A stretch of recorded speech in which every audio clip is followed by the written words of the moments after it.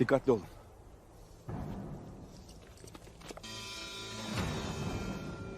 Aslan Hatun!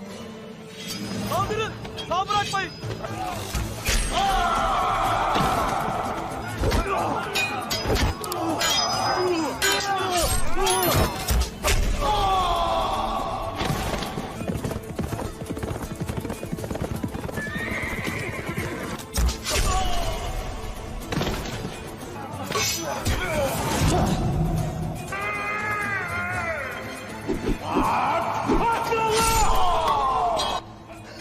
Eyvallah kardeş.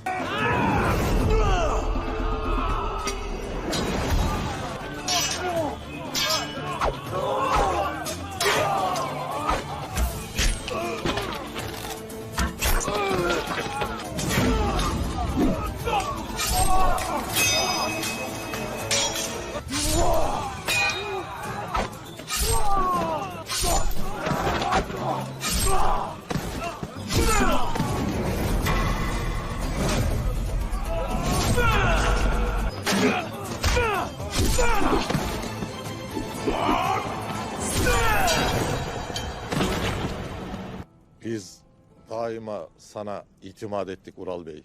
Diğer beyler ne olacak? Onlar da bana tabi olacaklar elbet. Olmayanların kanı da çizmeme bulaşan çamur kadar arısı olacaktır. Kanımın son damlasına dek seninle birlikteyim beyim. Biz de seninle birlikteyiz Ural Bey'im.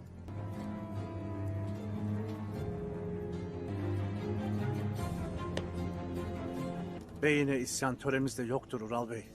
Bilesiniz ki ne menzilinizde başkolum, ganimetten gözü dönen beylere takvanın...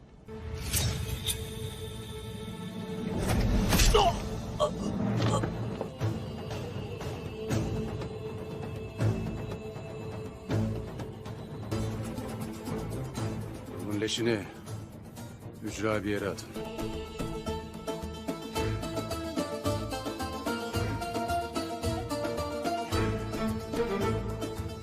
इस episode की शुरुआत में आप देखेंगे कि बातो खान से जंग करने के बाद में औराल अपने कबीले में पहुंचता है और चुलपन खातून जाफदर कबीले के मरकजी खेमे के बाहर खड़ी होकर औराल का इंतजार कर रही होती है। औराल चुलपन के पास जाता है और उसको अपने गले लगा लेता है। औराल चुलपन से कहता है कि बातो खान ने मारने के लिए एक जाल बिछाया हुआ था और लड़ाई के दौरान अलियार बहुत जख्मी हो गया है और उसकी तबीयत बिल्कुल भी ठीक नहीं है और वो काई कबीले में मरने वाली हालत में है। लेकिन अगर वो बच भी गया तो वो सरदारी के काबिल बिल्कुल नहीं रहेगा क्योंकि वो उससे पहले ही मर जाएगा। चुलपन पूछती है औराल साहब अब आप क्या करोगे? औराल कहता है हम बाद में तफसील से बात करेंगे लेकिन अभी तुम मेरे लिए खाने का इंतजाम करो ताकि हम सरदारी का दावा कर सकें। इसके बाद औराल जोशीला अंदाज में मरकजी खेमे में दाखिल होता है। दूसरी जानिब कई कबीले में अमीर सादुद्दीन कोपेक सदर वाली गद्दी पर बैठा होता है और उसके पास ही अर्तुगरुल भाई भी बैठे होते हैं। कोपेक कहता है अगर मैं इस्लान खातून को डाकुओं से न बचा पाया तो बहुत बुरा होगा। अर्तुगरुल भाई कहते हैं क्या आपको अपनी इज्जत की परवाह है अमीर हजरत? कोपेक कहता है नहीं अर्तुगरुल साहब ये दिल का मामला है, मैं इस्लान से मोहब्बत करता हूँ जैसा तुम हलीमा सुल्तान से मोहब्बत करते थे। अर्तुगरुल भाई कहते हैं तुम बिल्कुल भी परेशान मत हो, मेरे सिपाही इस्लान खातून को बहुत जल्द ढूंढ लेंगे। दूसरी जानिब जावेदर कबीले में औराल मरकजी खेमे के अंदर पहुँचकर गद्दी की तरफ देखता है और कहता है बाबा बदले का वक्त आ गया है, मैं तुम्हारी अमानतों की हिफाजत करूंगा। औराल एक सिपाही को अंदर बुलाता है और उससे कहता है फौरन अजहर साहब से कहो कि मैंने उन्हें बुलाया है। सिपाही बाहर चला जाता है और औराल सरदार वाली गद्दी पर बैठ जाता है और खुश फहमी में कहता है अब आपकी अमानत मेरे हाथों में महफूज रहेगी बाबा, अब इंसाफ हो चुका है, अब मैं आपका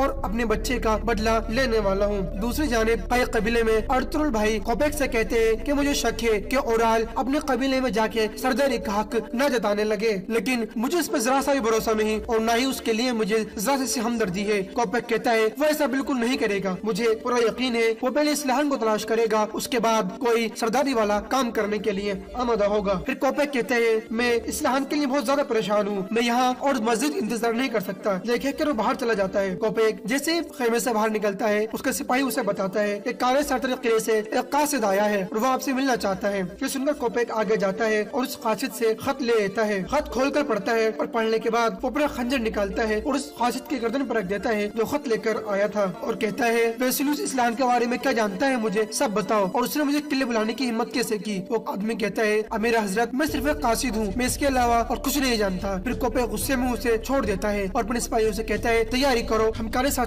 किले जा रहे हैं। दूसरी जानिब जावेदार कबीले में ओराल के पास अजार आ जाता है। ओराल कहता है मुझे सरदारी के लिए एक भी वोट नहीं मिला। क्यों? अजार कहता है हम अमीर सादुद्दीन से डर गए थे, मैं माफ कर दीजिए। ओराल कहता है अब तुम्हें मेरे लिए सब काम करना होगा, अलियार मरने वाला है, तुम जिरगे वालों को राजी करोगे कि वो मेरे हक में वोट दें। अगर अलियार नहीं भी मरा तो फिर भी लोगों को जिरगे के लिए उकसाओगे। अजार पूछता है लेकिन अमीर सादुद्दीन कोपे आप उनका क्या करोगे?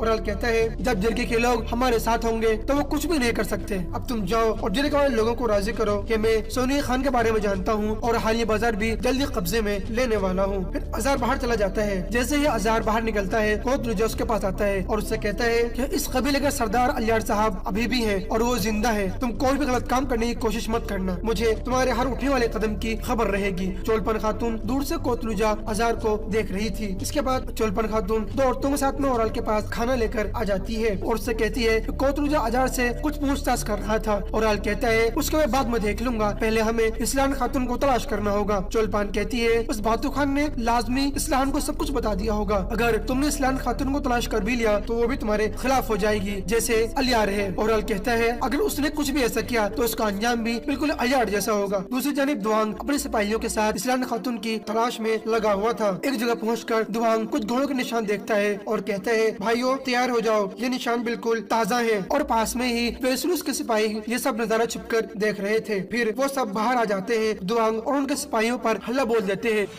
Kaldırın. Sağ bırakmayın.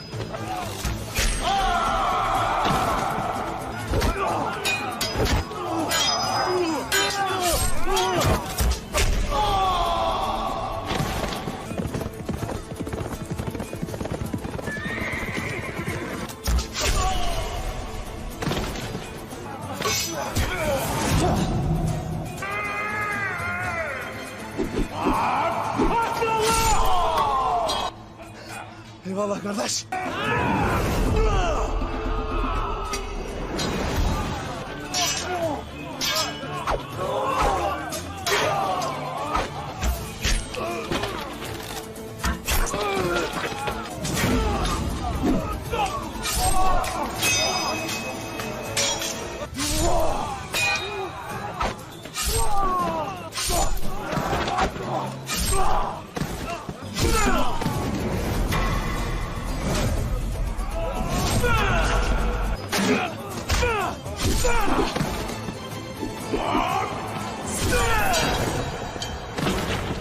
और फिर वो सब एक साथ आगे बढ़ने लगते हैं। दूसरी जानिब इस्लान वाली घर में वेसलूस के दो आदमी पहुंचते हैं। इस्लान कहती है तुम लोग कौन हो? वो आदमी कहता है तो हम तुम्हें बचाने आए हैं इस्लान खातून। इस्लान कहती है तो बातू खान इतना घटिया इंसान था कि उसने तुम लोगों के साथ मुआहदा किया हुआ था। वो आदमी कहता है तुम्हें जिंदा रहना होगा इस्लान खातून। ये कहकर वो पानी की बोतल आगे बढ़ाता और कहता है तुम अभी पानी पी लो। लेकिन इस्लान गुस्से में पानी नहीं पीती और वो पानी की बोतल नीचे फेंक देती है और कहती है दफा हो जाओ यहाँ से, मुझे कुछ नहीं पीना। वो आदमी कहता है कि ठीक है तुम्हारी मर्जी। फिर वो आदमी खड़ा होता है और पानी को सारा नीचे फेंक देता है और कहता है हम बाहर खड़े हैं और तुम्हें किसी चीज की जरूरत हो तो तुम हमें आवाज दे सकती हो। इस्लान कहती है दफा हो तुम लोग। फिर वो दोनों बाहर चले जाते हैं। दूसरी जानिब कई कबीले में अर्तुग भाई अर्तुल भाई के पास आकर बताते हैं कि अलियार साहब के जख्मों को हमने सही कर दिया है, बाकी सब अल्लाह के हाथ में है। अर्तुल भाई कहते हैं शुक्रिया अर्तुग साहब, इंशाल्लाह वो जल्दी ठीक हो जाएंगे। दूसरी जानिब दुआंग और तुरगुत इस्लान वाली जगह के करीब पहुँच चुके थे। इतने में उन्हें एक तरफ से घोड़े के चिल्लाने की आवाज आती है। दुआंग अपने सिपाहियों के साथ घोड़े के करीब जाता है और वहाँ जाकर देखते हैं कि वहाँ तो घोड़े बंधे हुए थे। दुआंग कहता है इसके ऊपर जावेदार कबीले का निशान लगा हुआ है। गुनगुत कहता है तो जरूर ये घोड़ा इस्लान खातून का ही होगा। दुआंग कहता है तुम सही कह रहे हो गुनगुत, वो जरूर इसी पहाड़ के किसी गार में मौजूद होंगे। मैं कबीले जाकर अर्तुल भाई को खबर देता हूँ और तुम लोग यहाँ की तलाशी जारी रखो। ये कहकर दुआंग वहाँ से चला जाता है। दूसरी जानिब अमीर सादुद्दीन कोपेक अपने सिपाहियों के साथ कारा साचरी किले में पहुँच चुका था और वो गुस्से में वेसलूस के पास जाता है और मेज पे जोरदार हाथ मारता है और कहता है तुम मुझे जल्दी बताओ कि तुम इस्लान के बारे में क्या जानते हो। वेसलूस कहता है अमीर सादुद्दीन तुम्हें देखकर मुझे बहुत खुशी हुई। कोपेक कहता है मेरे पास इन सब बातों के लिए वक्त नहीं है, तुम मुझे पहले इस्लान खातून के बारे में बताओ। वेसलूस कहता है मैं नहीं बातू खान हूँ, न ही कोई छोटा मोटा डाकू, मैं कारा साचर किले का गवर्नर हूँ और मुझसे अदब से पेश आओ तो तुम्हें मुझसे एक मुआहदा करना होगा। मुझे इस्लान की जगह का पता है। दूसरे जानिब कई कबीले में दुआंग और तुरगुत कबीले पहुँच जाते हैं और वो अर्तुल भाई के पास जाते हैं। अर्तुल भाई पूछते हैं क्या सूरत हाल है? दुआंग कहता है हमारे पीछे क्या गया था, जब हम उन निशानों के पीछे गए तो हम एक पहाड़ के पास पास पहुँचे जहाँ बहुत सारे गार है और हमें एक घोड़ा मिला जिस पर जावदर कबीले का निशान बना हुआ था और लाजमी इस्लाम खातून का ही घोड़ा होगा। अर्तुगरुल भाई कहते हैं बहुत अच्छे तुर्गुत, तुम सिपाही को तैयार करो, हम सूरज निकलने से पहले सुबह इस्लाम को तलाश करने के लिए चले जाएंगे। फिर अर्तुगरुल भाई दुआंग से कहते हैं दुआंग तुम हाली बाजार जाने वाली खातूनों की हिफाजत के लिए जाओगे और इनकी हिफाजत को यकीनी बनाना। फिर अर्तुगरुल भाई पूछते हैं पामसी के बारे में कोई खबर है? तुर्गुत कहता है नहीं भाई उसके बारे में कोई खबर नहीं है। ये सुनकर अर्तुगरुल भाई थोड़ा परेशान हो जाते हैं। दूसरी जानिब किले में अमीर सादुद्दीन कोपेक वेसलुस से मालूम करता है बताओ मुझे इस्लान कहाँ है? वेसलुस कहता है कोपेक तुम्हें याद है कि कुछ वक्त पहले तुमने यहाँ कर क्या कहा था? तुमने कहा था कि इन्फॉर्मेशन सबसे ज्यादा पावरफुल होती है, इसलिए मेरे पास जो इन्फॉर्मेशन है इस्लान के बारे में उसकी भी एक कीमत होगी। कोपेक पूछता है तुम क्या चाहते हो वेसलुस? साफ लफ्जों में बोलो। वेसलुस कुछ सोचता है और फिर कहता है मुझे हाली बाजार चाहिए। ये सुनकर कोपेक को गुस्सा आ जाता है और वो कहता है क्या तुम्हारा दिमाग सही है वेसलुस? तुम हाली बाजार नहीं बल्कि सल्जुक रियासत की जमीन मांग रहे हो, इस बात का मतलब जानते हो? जंग है। वेसलुस कहता है आपके लिए जंग होगी लेकिन मेरे लिए तिजारत करने के लिए बहुत बड़ा फायदा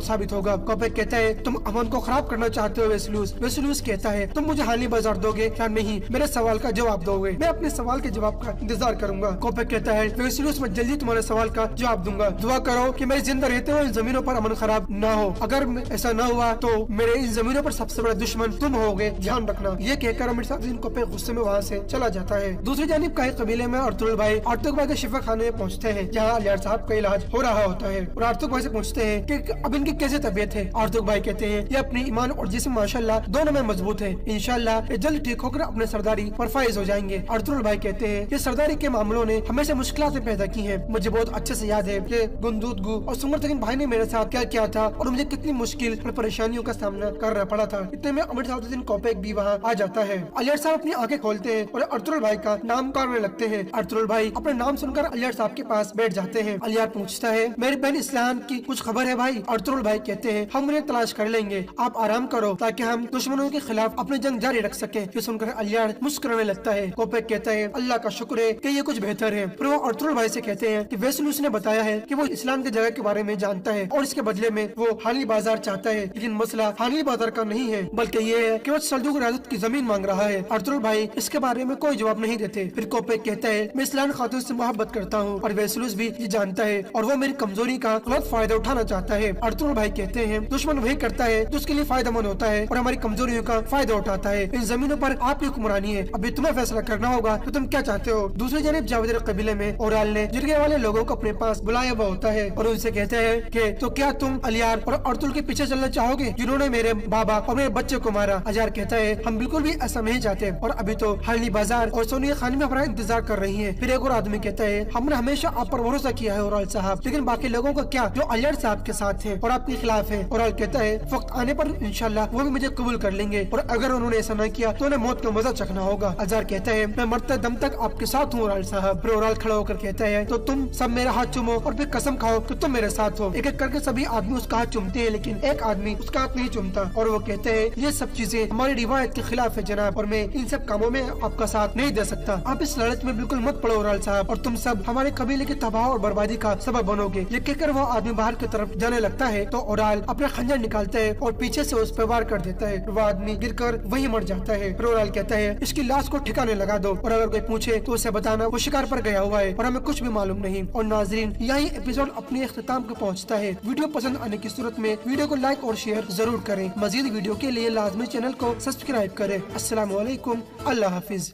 बरतानिया अगरचे इस मुआहदे से खुश था और दौलत उस्मानिया को ताकतवर देखना चाहता था, लेकिन रूस या ऑस्ट्रेलिया के खिलाफ अलीउल ऐलान दौलत उस्मानिया का साथ भी नहीं दे सकता था और न ही वो किसी तरह की इमदाद देने की पोजीशन में था। यूरोपियों की तरफ से इस तरह के मौक़िफ़ अपनाने पर हैरानी की कोई बात नहीं। फितरती तौर पर उनकी तरफ से ऐसे ही रद्द अमल का इजहार होना चाहिए था, क्योंकि दौलत उस्मानिया के साथ उनके ताल्लुकात ज़ाती मफादात की वजह से थे।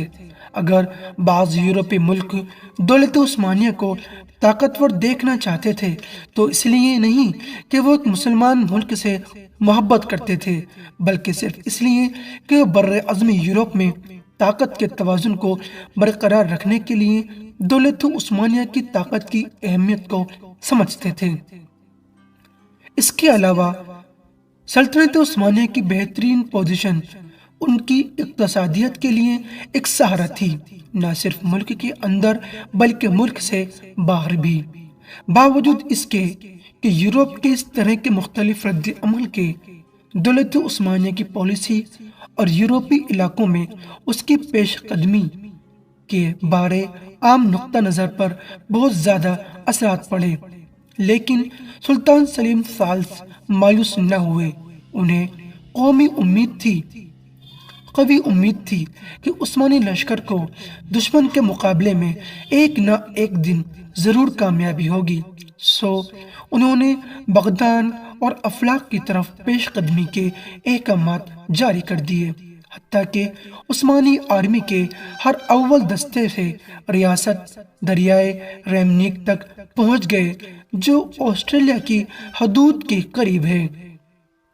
لیکن وہاں جو حادثہ رونما ہوا کسی کے وہم و گمان میں بھی نہیں تھا۔ روسی اور آسٹریلیا کی فوجوں نے عثمانی آرمی پر اچانک حملہ کر دیا جب وہ بالکل غفلت کی حالت میں تھی، اور انہیں شکست سے دوچار کر دیا۔ اس لڑائی کا محرکہ یوزا یا محرکہ ریمنیک کا نام دیا جاتا ہے، اور یہ نام اس دریا کی مناسبت سے ہے جس پر یہ محرکہ برپا ہوا تھا۔ دولت عثمانیہ پر اس جنگ کے بہت برے اثرات مرتب ہوئے۔ فوج کو دوبارہ منظم کرنے کا انہیں موقع نہ ملا، اور وہ ایک کے بعد ایک دیگر ہزیمت خوردہ دانوب کے مشرق میں پیچھے ہٹتے چلے گئے۔ بلغراد کا محاصرہ بھی ختم ہو گیا، اور وہ راستہ جس سے گزر کر دشمنوں کے حلیف ان کی مدد کو پہنچ سکتے تھے وہ بھی دشمنوں کے ہاتھ آ گیا، اور عثمانیوں کو یورپ سے نکال باہر کر دیا گیا۔ عثمانی صوبوں پر صلیبیوں کے یہ حملے جو 1789 عیسوی کے آخری مہینوں میں ہوئے، ان تمام حملوں میں سب سے زیادہ خطرناک ثابت ہوئے جو کبھی ان علاقوں میں طرفین نے ایک دوسرے پر کیے تھے۔ اس لیے اس دور میں ہونے والے یہ حملے دو اعتبار سے امتیازی حیثیت رکھتے ہیں۔ پہلا تو یہ کہ ان کے بعد یورپ کے وسطی ملکوں میں سفارتی سرگرمی اور دینی تحریکوں کے قیام کا سلسلہ چل نکلا، جس کی وجہ سے نئے خطروں نے جنم لیا، اور طاقتور ملک امن اور سلامتی کے موقع تلاش کرنے لگے، اور دولت عثمانیہ اور اس کے دشمنوں روس اور آسٹریلیا کے درمیان جاری جنگ کو روکنے میں کے سبیل کرنے لگے۔ فرانسیسی جارحیت کے آثار مطلع سیاست پر بالکل نمایاں تھے۔ یورپ کے مختلف علاقوں میں اس کے خطرات واضح ہونا شروع ہو گئے تھے۔ یورپی ملکوں اور روس کو اس بات کا احساس ہو گیا تھا کہ وہ وقت آ گیا ہے کہ دولت عثمانیہ کے بارے نرم پالیسی اختیار کی جائے، کیونکہ انہیں اندیشہ تھا کہ نیپولین بغاوت خطرناک صورت اختیار کر سکتی ہے اور کرتی جا رہی ہے، اور فرانس بر عظم یورپ کے معاملات پر اپنا تسلط بڑھا رہا ہے۔ نمبر 2، دوسری چیز ہے عسکری میدان میں نئی دریافتیں اور انقلابات، جن کی وجہ سے دولت عثمانیہ کو یوزا سے پہلے اور اس کے بعد کئی بار ہزیمت کا سامنا کرنا پڑا، اور ان شکستوں کی وجہ سے ملک کے اندر عوام کا اضطراب بڑھ گیا، اور ہر طرف سے یہ آوازیں آنے لگیں کہ حالات کو درست کیا جائے اور صدر اعظم کو ان کے مذہب سے الگ کیا جائے۔ کئی واقعات رونما ہوئے، ایک کے بعد ایک دیگر کئی محرکوں میں شکست ہوئی، اور دولت عثمانیہ کمزور پڑ گئی۔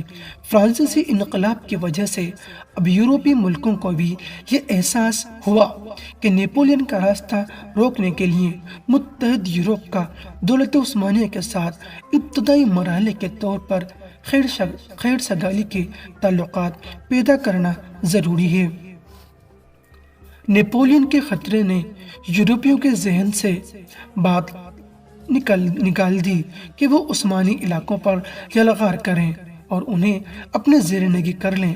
الغرض اس سلسلے میں یورپیوں کو کامیابی ہوئی اور 22 ذی الحجہ 1202 ہجری بمطابق 14 اگست 1791 عیسوی میں زیشتوں کا مشہور معاہدہ ہوا، اور یوں جنگ و جدل کا سلسلہ ایک بار پھر رک گیا۔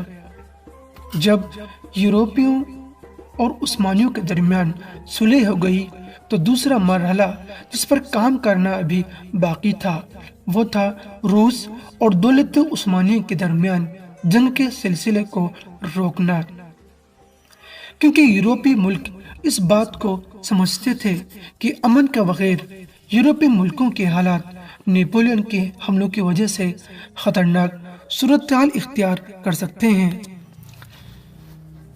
یا دولت عثمانیہ پر روس کے تفوق کی وجہ سے یورپ کے لیے ایک دوسرا خطرہ پیدا ہو سکتا تھا۔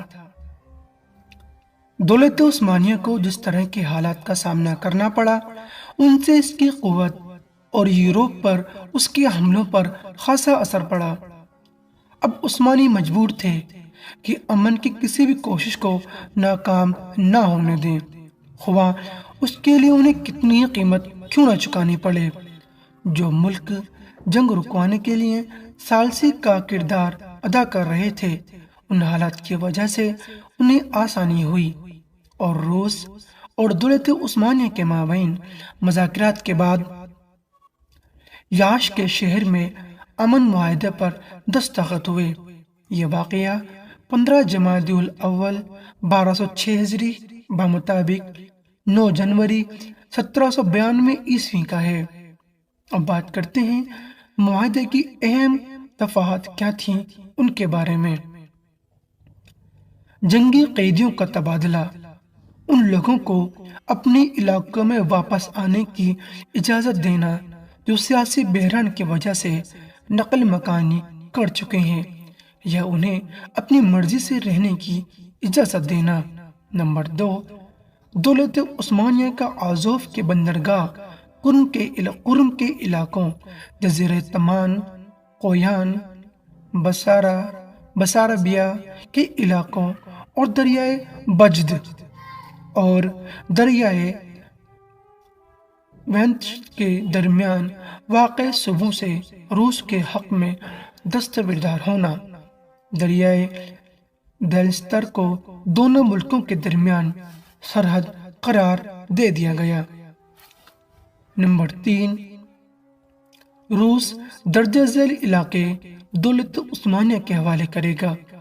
بغدان، اکرمان، کیلی اور اسماعیل، لیکن اس کے بدلے دولت عثمانیہ کو بغدان کی رعایا کو ٹیکسز معاف کرنے ہوں گے، اور روس اسے کسی قسم کا جنگی تعاون ادا نہیں کرے گا۔ نمبر 4، باب عالی اس بات کا پابند ہوگا کہ وہ اپنی رعایا کو تفلیس اور کتلونیا کے روسی ریاستوں پر غارت گری سے روکے اور بحر متوسط میں روسی جہازوں سے تعرض کرنے سے باز رکھے۔ اگر دولت عثمانیہ کی طرف سے اس کے بعد بھی کوئی نقصان ہوگا تو روس کے اس نقصان کو عثمانی پورا کریں گے۔ اس معاہدے کی بدولت روس اور دولت عثمانیہ کے درمیان جاری جنگ رک گئی اور یورپی ملکوں کے ہدف پورے ہو گئے۔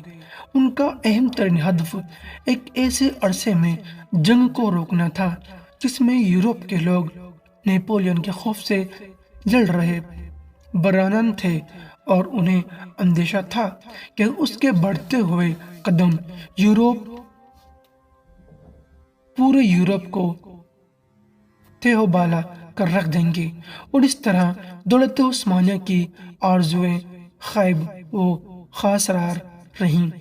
اس کے ساتھ ساتھ اس کے زیر نگی بہت سارے علاقے بھی اس کے ہاتھ سے جاتے رہے، حتیٰ کہ بحیرہ سود پر روسی جھنڈا لہرانے لگا، اور عثمانی بندرگاہیں مثلاً آزوف، اودسیا اور سیواستوپول روسی بحریہ کا مرکز قرار پائیں۔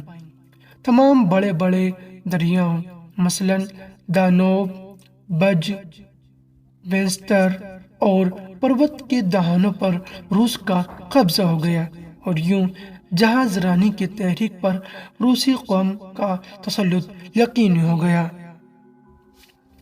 इस मुआहदे की बदौलत एक तो दौलत उस्मानिया की यूरोप में हुदूद सुकुड़ कर रह गई और दूसरे उसे कानूनी तरीके से दुश्मनों के हक में अपनी आमदनियों से दस्तबरदार होना पड़ा। यूं यूरोपीय मुल्कों ने ऐसे इकदाम किए जो यूरोप में उस्मानी वजूद के खात्मे का सबब बने। गोया उन्हें मकसद की खातिर ये तमाम स्कीमें तैयार की गई थीं और उन्हें मकसद को हासिल करने के लिए यूरोप के सियासतदान और दानिशवर एक अरसे से कोशिश कर रहे थे। इसी मकसद को हासिल करने के लिए सरेबी, इस्तिआरी और यहूदी ताकतें मुसलसल तगोदूद कर रही थीं और हाथ पांव मार रही थीं। गोया ये एक आलमी इत्तेहाद था जिसमें यूरोप के मंसूबा साज बाहम मिलकर तबादला ख्याल करते थे। अगरचे ये लोग बाहम एक दूसरे की मुखालिफ थे, लेकिन आल उस्मान के मुखालफत में सब मुत्तफिक थे। इनमें से हर शख्स इनको डसने, खत्म करने और हड़प कर जाने के लिए तरह तरह के हुलिये बहाने कर रहा था। मुआहिदा याश ने अगरचे कुछ वक्त तक के लिए रूस और उस्मानियों की जंग रोक दी थी, लेकिन हकीकत में यह एक ऐसी इंतहा की इब्तदा थी जो पहले से कहीं ज्यादा अफसोसनाक थी। अब बात करते हैं दाखिली इस्लाह और इस सिलसिले में रुकावट के बारे में। जंग के खात्मे के बाद सलीम साल्स दाखिली इस्लाह की तरफ मुतवज्जह हुआ। इंकिशारिया से खलासी हासिल करने के लिए आर्मी की तंजीम नौ की इब्तदा की, क्योंकि इंकिशारिया हर फितने का सबब बन रहे थे। सुल्तान ने फौजी अमूर की तश्कील में यूरोपीय उसूलों की पासदारी की जो रोज बरोज बेतरक्की थी। जहाज साजी, इस्लाह और ख़ास तौर पर तोप साजी की तरफ तवज्जो दी और इस सिलसिले में फ्रांसीसी तरीक़े को अपनाया और अपने दौर में मगरबी फौजी तालीम की इब्तदा की। सुल्तान के इन सलाही इक़दाम और जदीद फौजी निज़ाम को देखकर इंकिशारिया के अंदर गम गुस्सा की लहर दौड़ गई। अवाम ने भी जदीद निज़ाम की मुखालफत में उनका साथ दिया, बावजूद उसके कि फौजी और अवामी दबाव के तहत सुल्तान ने इस्लाहात के बारे तमाम अहकामात वापस ले लिए। फिर भी खलीफा के माजूली पर लोगों ने एका कर लिया और बिला आखिर उन्हें हुकूमत से अलग कर दिया गया। उनके बाद उनका चचाजाद भाई मुस्तफा राबे तख्त नशीन हुआ। चूंकि उन्हीं लोगों ने उसे इस मनसब तक पहुंचाया था, इसलिए वो अपने मुकर्रर किरदा लोगों के हाथ में कठपुतली बन गया। उसने तख्त नशीन होते ही सुल्तानी फरामीन जारी कर दिए और जदीद निज़ाम को लादुम कर दिया। तमाम स्कूल और इस्लाही इदारे फौरन बंद हो गए, लेकिन इसके बावजूद भी उनके दौर में मुश्किलात कम न हुई और बिला आखिर खरान की हुकूमत का तख्ता उलट दिया गया। अब बात करते हैं मिस्र में फ्रांसीसी सलेबी और दौलत उस्मानिया की जंग 1213 हिजरी मुताबिक 1798 ईस्वी के बारे में।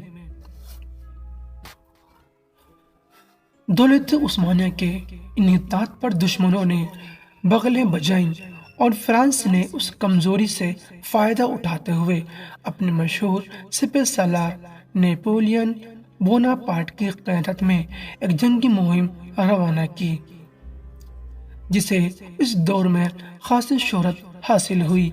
ये हमला दरहकीकत फ्रांस में जारी बगावत का रास्ता रोकने की एक कोशिश थी। اور اس کے باغیانہ افکار کے اثرات کا نتیجہ تھا۔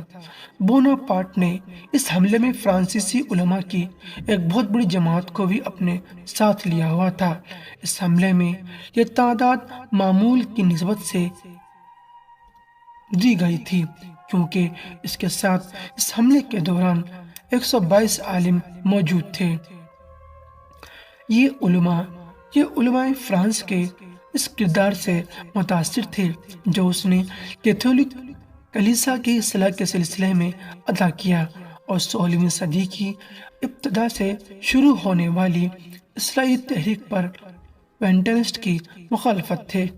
یہ لوگ جب مشرق میں آئے تو روسو، فولیسٹر اور مورنٹسکو جیسے فرانسیسی انقلاب کے اہم ترین مفکرین کی افکار کو بھی ساتھ میں لے آئے۔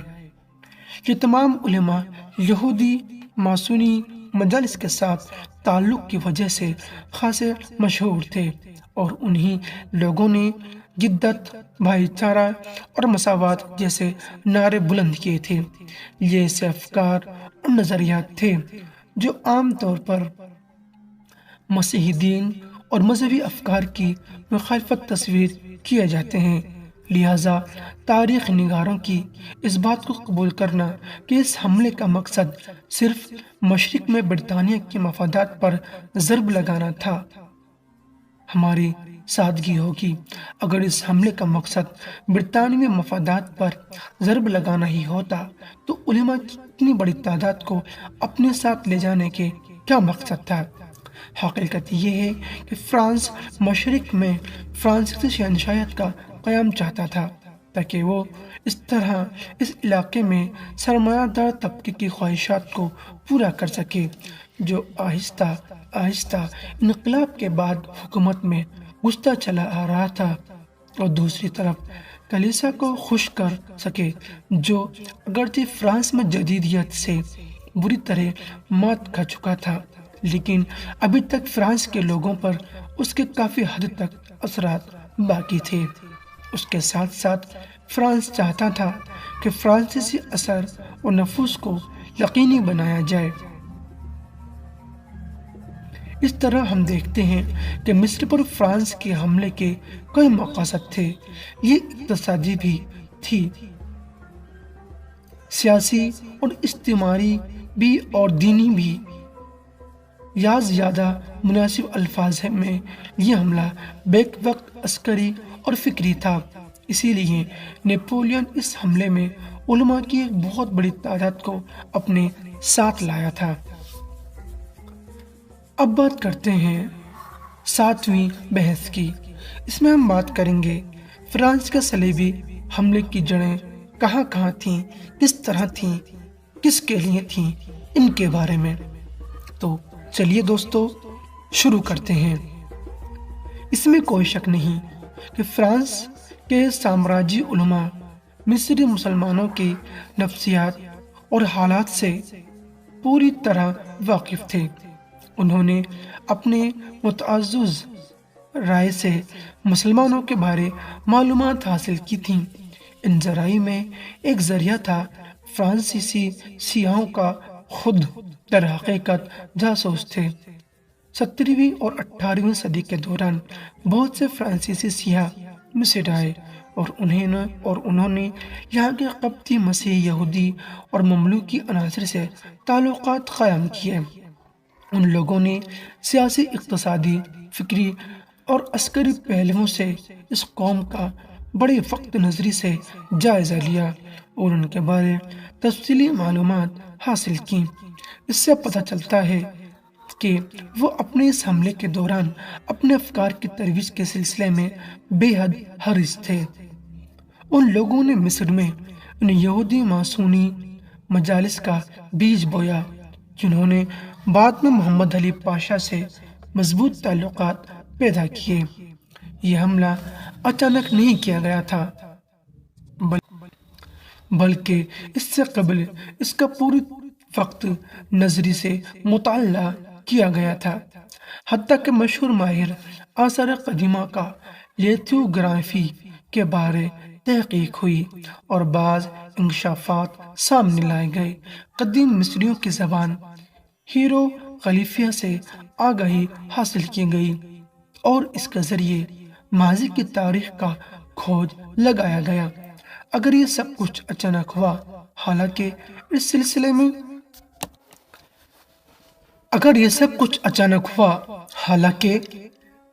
سلسلے میں مزید تحقیق کی ضرورت ہے، تو بھی اس کے بعد کے بہت ساری کوششیں ایسی ہیں جن کے بارے ہم دوست سے کہہ سکتے ہیں کہ وہ سب ایک خاص منصوبے کے تحت ہوئیں اور اس بارے وقت نظر سے مطالعہ کیا گیا۔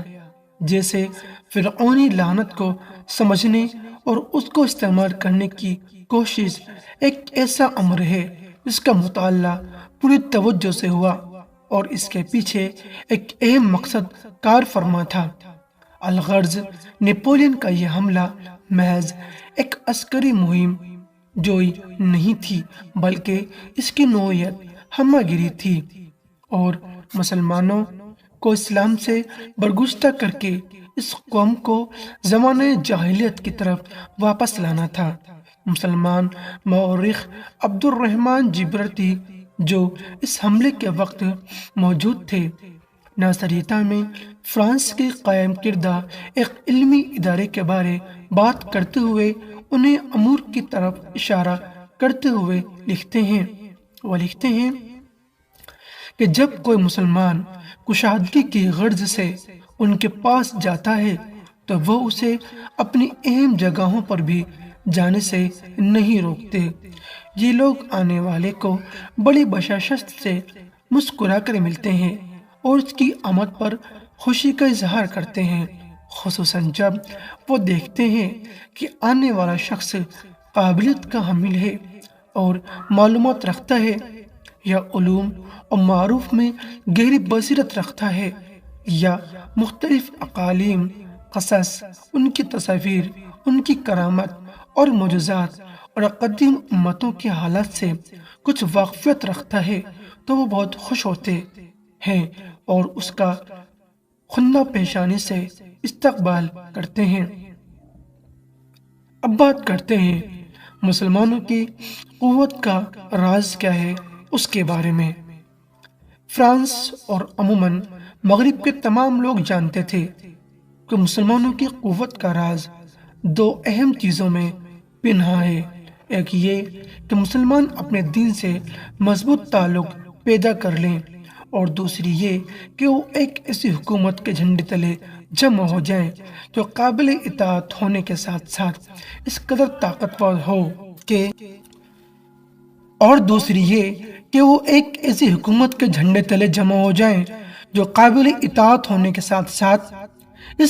طاقتور ہو کہ کوئی اس کی طرف آنکھ اٹھا کر بھی نہ دیکھ سکے۔ فرانسیسی حملے کی قیادت ان دنوں امور سے پوری طرف واقف تھی۔ یہی وجہ تھی کہ نیپولین اور بعض دوسرے فرانسیسیوں نے بظاہر اسلام قبول کیا، اسلامی تعلیمات کے احترام کے بارے بات کی، مسلمان عورتوں سے شادی کی تاکہ وہ اس طرح مسلمانوں کے قریب آ سکیں اور اس ملک میں ثابت قدمی سے قیام کر سکیں۔ انہوں نے واضح الفاظ میں اپنے اس دستور کا اعلان بھی کیا۔ جب نیپولین نے مصر کے لوگوں کے سامنے تقریر کی تو اس نے کہا، اے مصر کے لوگوں، تم سے کہا گیا ہے کہ میں یہاں صرف اس لیے آیا ہوں کہ تمہارے دین کا خاتمہ کر دوں، تو سن لو یہ کھلا جھوٹ ہے، اس کو کسی صورت تسلیم نہ کرو اور دھوکہ دینے والوں سے کہو کہ میں تمہارے پاس صرف اس لیے آیا ہوں کہ ظالموں کے ہاتھ سے تمہارے حقوق تمہیں دلاؤں۔ میں حملہ کیوں سے زیادہ اللہ سبحانہ و تعالیٰ کی عبادت کرتا ہوں، اس کے نبی صلی اللہ علیہ وسلم اور قرآن عظیم کا احترام کرتا ہوں۔ ان حملہ واروں نے مسلمان علماء و شیوخ کے دلوں سے دین کو نکالنے کی کوشش کی تاکہ وہ یہاں مغربی تہذیب کو رواج دے سکے، اور دوسری کوشش انہوں نے یہ کی کہ مسلمانوں کی وحدت کو پارا پارا کر دیا جائے اور اس مقصد کے لیے انہوں نے مصر کے مسیحوں پر مشتمل ایک مسلح طاقت تیار کی جس کی قیادت یعقوب نامی نصرانی نے کی۔ اس کا مقصد علماء کی قیادت میں چلنے والی تحریک کے خلاف فرانسیسیوں کی مدد کرنا اور خلافت عثمانیہ کی فوجوں کا مقابلہ کرنا تھا۔ اب بات کرتے ہیں مصری اتحاد کا پارا پارا ہونا اس کے بارے میں۔ فرانسیسیوں نے مسیحی قطبی عناصر کو مختلف ذرائع سے اس حملے میں شریک کرنے کے سلسلے میں کامیابی حاصل کر لی۔ بعض مسیحی مصنفین کا خیال ہے کہ وہ فائدہ جو مصر نے حملے کے 3 سالوں میں حاصل کیا وہ اس فائدے سے کہیں زیادہ ہے جو اس نے عثمانی دور کے طویل ترین عرصے میں کیا۔